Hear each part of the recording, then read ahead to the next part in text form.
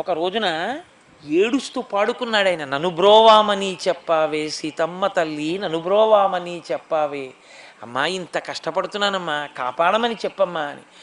ఆయన బాధ ఓర్వలేక సీతమ్మ తల్లి వెళ్ళి, ఏమంటే అంత ఏడుస్తున్నాడే మహానుభావుడు, అంతటి భక్తి తత్పరుడే, అంత కష్టపడి ఆలయం కట్టాడే, అటువంటి వాణ్ణి ఎందుకు అంత బాధ పెడుతున్నారు, ఎందుకు రక్షించరు ఆ రామదాసు గారిని అడిగితే రాముడు అన్నాడు, సీత నాకు కూడా గుండెలు అవిసిపోతున్నాయి రామదాసు కష్టం.